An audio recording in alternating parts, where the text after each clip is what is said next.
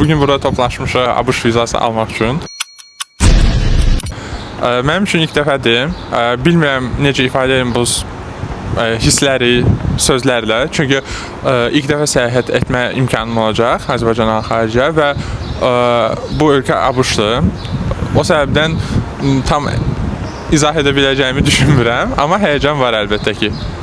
Əlbəttə ki, Amerika vizası mənim üçün yeni bir mərhələnin başlanğıcı deməkdir.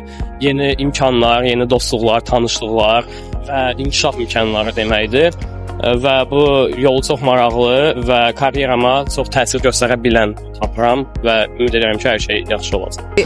Story atmağı düşünürəm. Oradan yaxınları, məni izləyənlər görsün deyə. Yəni xüsusi olaraq kiməsə bölüşməyi düşünmürəm. Bizim bir qrup var, ailə qrupu. İçində anam, atam, nənəm, babam hamısı var içində, bacım da daxil. İlk vizanı alan kimi onlar biləcək və onlarla bölüşəcəm bu xəbəri.